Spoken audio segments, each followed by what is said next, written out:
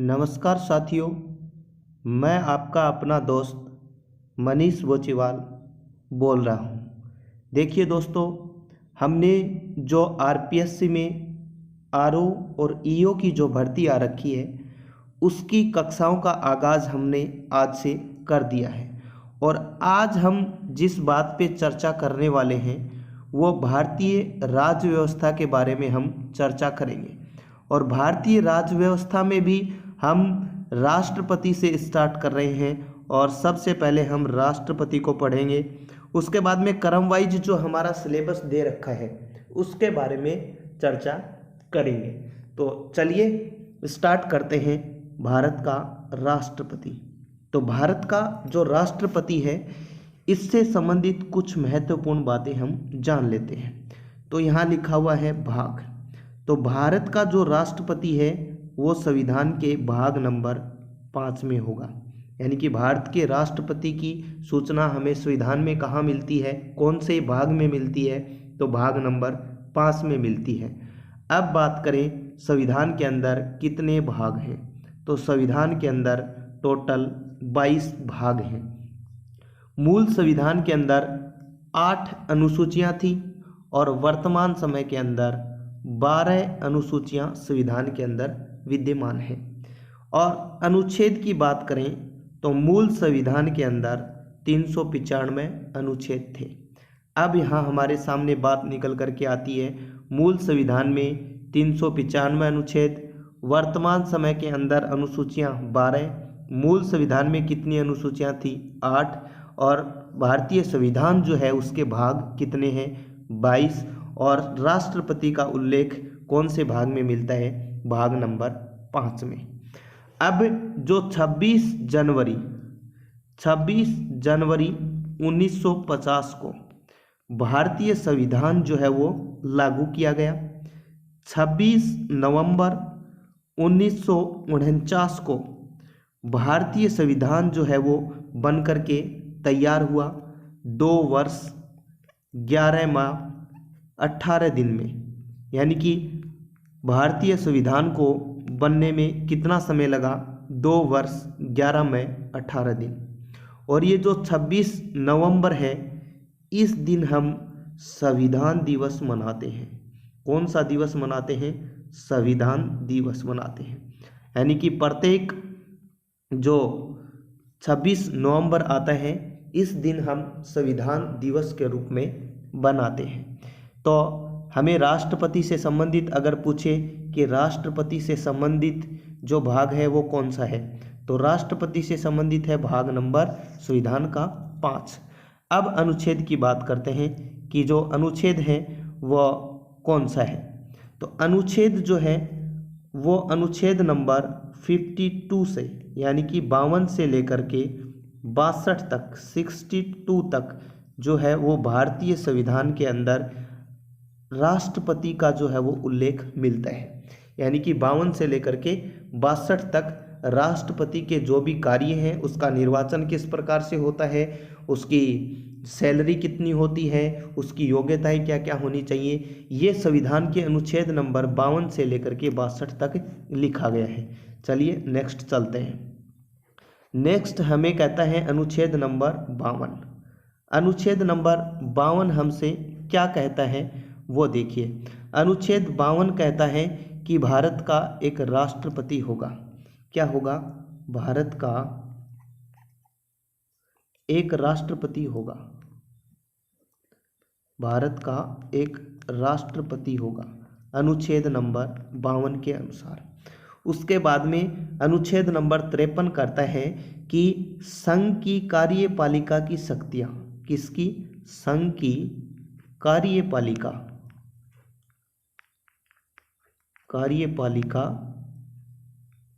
की शक्तियां किस में निहित होंगी? राष्ट्रपति में निहित होंगी।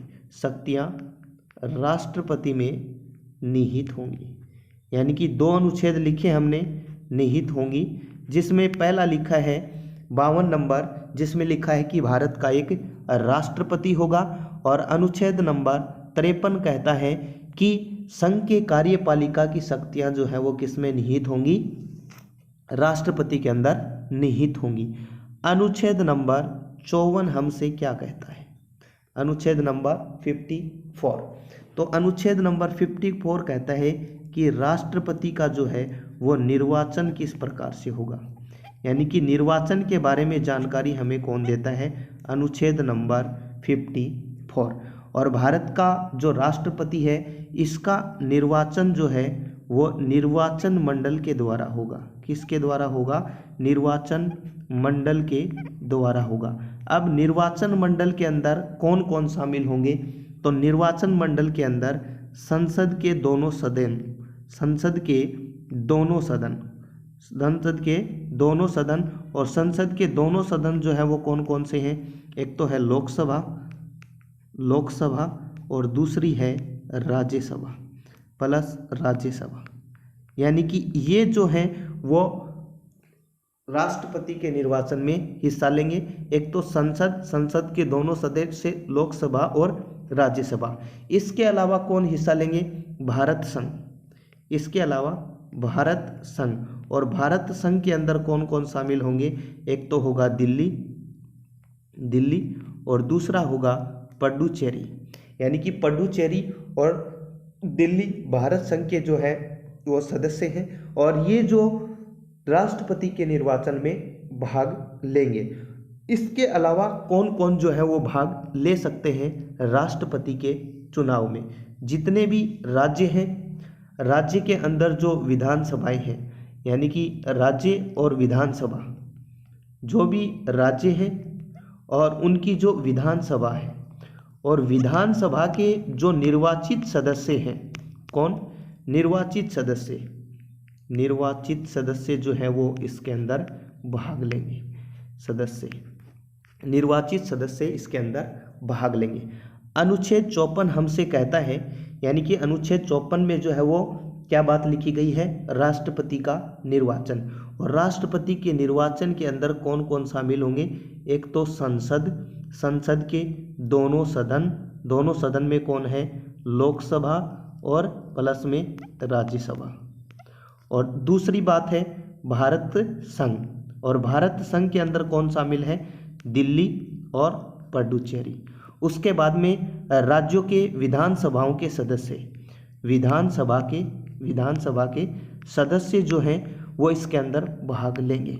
बहुत बार हमसे क्वेश्चन पूछ लिया जाता है कि निम्नलिखित में से कौन राष्ट्रपति के चुनाव में भाग नहीं लेते हैं? तो राष्ट्रपति के चुनाव में याद रख लेना, राष्ट्रपति के चुनाव में विधान परिषद के जो सदस्य होते हैं वो कभी भी भाग नहीं लेते हैं। ये एक इम्पोर्टेंट बात है। अगर हमसे पूछ लिया जाए कौन कौन भाग लेते हैं, तो संसद के लोकसभा और राज्यसभा दो सदन, उसके बाद में भारत संघ, दिल्ली और पुडुचेरी, उसके बाद में है विधानसभाओं के जो सदस्य होते हैं वो भाग लेते हैं, लेकिन विधान परिषद के जो सदस्य होते हैं वो कभी भी इसके अंदर भाग नहीं लेते हैं। उसके बाद में आता है अनुच्छेद नंबर 55। अब अनुच्छेद 55 हमसे क्या कहता है?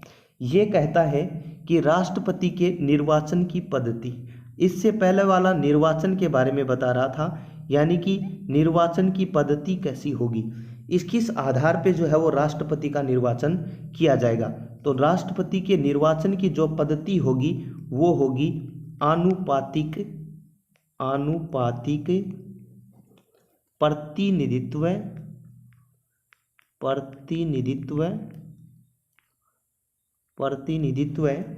एकल संक्रमणीय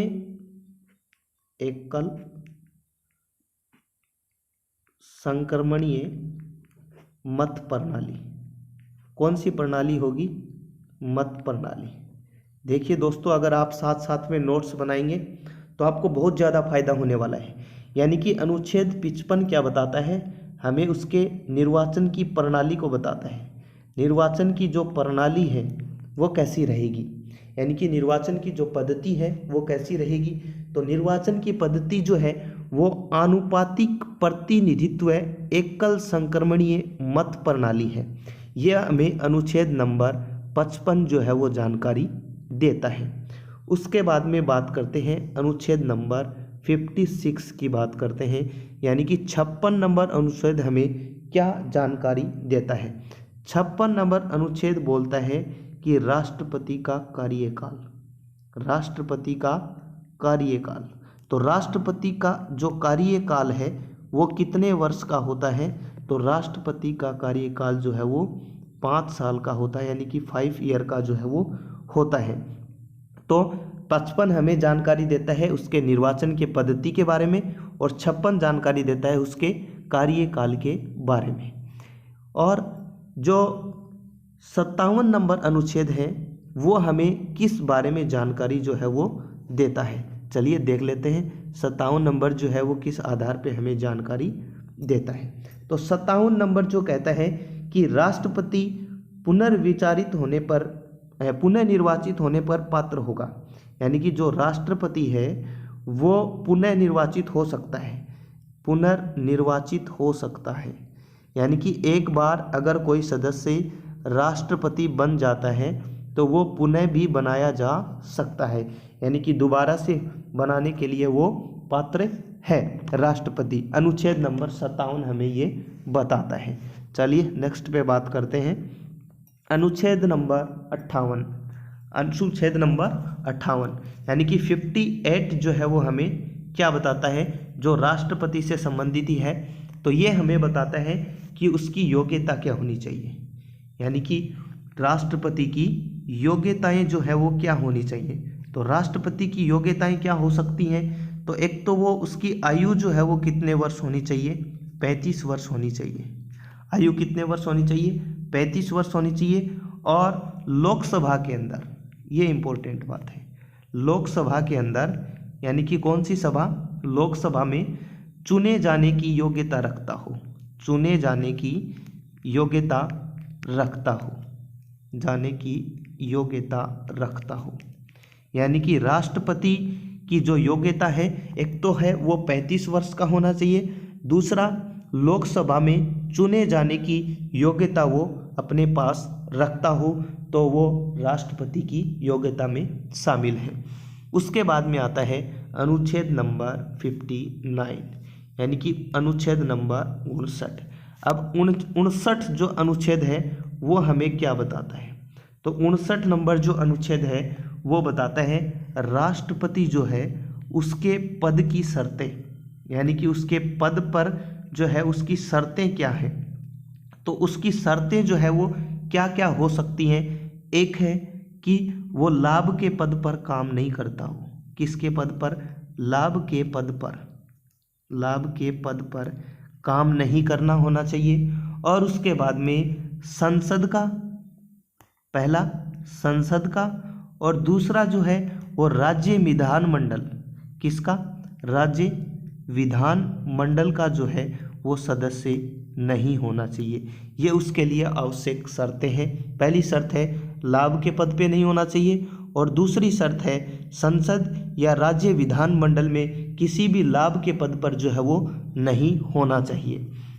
उसके बाद में अगले अनुच्छेद की बात करें तो अगला अनुच्छेद हमें बताता है जो है अनुच्छेद नंबर 60, ये राष्ट्रपति के शपथ के बारे में बताता है। शपथ, और शपथ जो है वो राष्ट्रपति सर्वोच्च न्यायालय का जो मुख्य न्यायाधीश होता है, कहाँ का, सर्वोच्च न्यायालय का, सर्वोच्च न्यायालय के न्यायाधीश के समकक्ष शपथ लेता है। क्या लेता है, शपथ लेता है। बहुत सी बार क्वेश्चन पूछ लिया जाता है कि राष्ट्रपति को शपथ कौन दिलाता है, तो राष्ट्रपति को शपथ दिलाता है सर्वोच्च न्यायालय का मुख्य न्यायाधीश। चलिए अगले अनुच्छेद की बात करते हैं। अगला अनुच्छेद है अनुच्छेद नंबर 61, जो बहुत ही इम्पोर्टेंट अनुच्छेद है, अनुच्छेद नंबर 61। इसके बारे में हम विस्तार से चर्चा करेंगे कि अनुच्छेद नंबर 61 हमें क्या बताता है। तो अनुच्छेद नंबर 61 सबसे पहले बताता है हमें महाभियोग की प्रक्रिया, यानी कि राष्ट्रपति को अगर पद से हटाना है तो उस पर कौन सी प्रक्रिया लगाई जाएगी, तो वो लगाई जाएगी महाभियोग। यानी कि महाअभियोग जो है वो राष्ट्रपति पे किस प्रकार से लगाया जाएगा, और ये महाअभियोग जो है वो सबसे पहले कहाँ प्रस्तुत किया जाएगा। तो महाअभियोग संबंधी अगर आरोप संसद के किसी भी सदन में लाया जा सकता है। ये जरूरी नहीं है कि पहले जो है वो लोकसभा में लाया जाए या राज्यसभा में लाया जाए, लेकिन महाभियोग से संबंधित अगर प्रस्ताव लाना है तो वो संसद के किसी भी सदन में लाया जा सकता है, किसी भी सदन के अंदर लाया जा सकता है अगर राष्ट्रपति को पद से हटाना है। लेकिन इसके पीछे भी शर्त ये रहेगी कि राष्ट्रपति को 14 दिन पहले उस अभियोग के बारे में या उस आरोपों के बारे में अवगत कराना होगा। क्या कराना होगा? अवगत कराना होगा। यानी कि अगर राष्ट्रपति के ऊपर महाभियोग की प्रक्रिया अपनाई जा रही है तो वो महाभियोग संसद के किसी भी सदन में प्रस्तुत किया जा सकता है, लेकिन 14 दिन पहले जो राष्ट्रपति है उसको अवगत कराना होगा। अवगत कराने के बाद में क्या प्रक्रिया रहेगी? जैसे यह जो नोटिस है वो सदन के कुल सदस्य संख्या का, यानी कि जो भी सदन है, जो सबसे पहले जिस सदन में प्रस्तुत किया गया है उस सदस्य संख्या का 1/4 से हस्ताक्षरित होना चाहिए। यानी कि जैसे अगर लोकसभा में पारित किया गया है तो लोकसभा के 1/4 सदस्य उसको क्या करेंगे? पारित करेंगे। पारित करने के बाद में उसे दूसरे सदन में जो है वो भेज दिया जाता है। जैसे लोकसभा में अगर पारित हो जाता है तो उसको किस में भेज दिया जाता है? राज्यसभा के अंदर भेज दिया जाता है। उसके बाद में राज्यसभा में जो आरोप लगा है उसका जो अगले सदन का 2/3 सदस्य, अगले सदन में 2/3 सदस्य से अगर वो आरोप जो है वो आरोप जो है वो भेज दिया जाता है 2/3 सदस्यों के द्वारा, तो वो आरोप जो है वो आगे के लिए जो है वो प्रेषित कर दिया जाता है। ये है महाभियोग की प्रक्रिया। डायरेक्ट हमसे क्वेश्चन पूछा जाता है महाअभियोग की प्रक्रिया किस अनुच्छेद के अंदर है, तो महाभियोग की प्रक्रिया जो है वो अनुच्छेद नंबर 61 में है। अब हमारे पास बचा हुआ है लास्ट अनुच्छेद। लास्ट अनुच्छेद नंबर है 62, यानी कि 62 अनुच्छेद जो है वो हमें क्या बताता है? राष्ट्रपति के बारे में। तो 62 जो अनुच्छेद है वो हमें बताता है कार्यकाल की समाप्ति से, यानी कि जो कार्यकाल समाप्त हो रहा है अगर किसी राष्ट्रपति का, तो कार्यकाल की समाप्ति से पूर्व, कार्यकाल की समाप्ति से पूर्व राष्ट्रपति का जो पद है वो राष्ट्रपति का निर्वाचन जो है वो होना जरूरी है। निर्वाचन होना जरूरी है।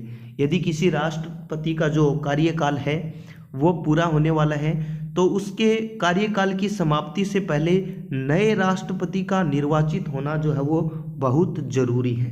लेकिन आकस्मिक रिक्तियों के कारण, अगर किसी कारणवश आकस्मिक रिक्तियों के कारण जो है वो 6 माह के अंदर चुनाव होना बहुत जरूरी है। यानी कि अगर 6 माह के अंदर जो है वो चुनाव होना बहुत जरूरी है, यानी कि 6 महीने तक राष्ट्रपति का जो पद है वो खाली रखा जा सकता है, लेकिन शर्त यह है कि उसमें कोई ना कोई आकस्मिक कारण जो है वो होना बहुत जरूरी है। तो ये थे दोस्तों राष्ट्रपति से संबंधित महत्वपूर्ण अनुच्छेद, और कल हम बात करेंगे कार्यपालिका से संबंधित शक्तियां, राष्ट्रपति के पास कौन कौन सी शक्तियां हैं।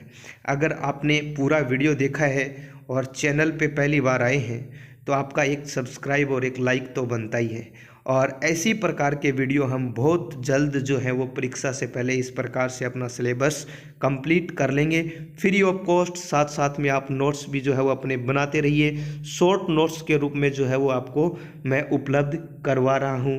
आज हमने राष्ट्रपति के 52 से लेकर के 62 तक जो महत्वपूर्ण अनुच्छेद थे वो सभी को हमने कवर कर लिया है। जैसे हमने देखा कि 52 के अनुसार भारत का जो है वो एक राष्ट्रपति होगा, 53 में संघ संघ की कार्यपालिका की शक्तियां राष्ट्रपति में निहित होंगी। 54 में राष्ट्रपति का निर्वाचन होगा। 55 में निर्वाचन की पद्धति होगी। 56 के अंदर राष्ट्रपति का कार्यकाल होगा। 57 में राष्ट्रपति को जो है वो पुनर्निर्वाचित जो है वो किया जा सकता है। 58 के अंदर उसकी योग्यताएं होंगी। 59 में राष्ट्रपति के पद की शर्तें होंगी। 60 के अंदर राष्ट्रपति को शपथ कौन दिलाएगा। 61 में महाभियोग की प्रक्रिया और 62 में कार्यकाल समाप्ति से पूर्व जो है वो राष्ट्रपति का पद जो है वो निर्वाचित होना बहुत ही जरूरी है। धन्यवाद दोस्तों, फिर मिलते हैं कल 9 बजे। बिल्कुल तैयार रहना आप अपने हथियारों के साथ, यानी कि अपने नोटबुक के साथ, और नोट जरूर करना है ताकि आने वाली परीक्षा के समय आप ज़्यादा से ज़्यादा बार रिवीजन कर सकते हैं। धन्यवाद, थैंक यू।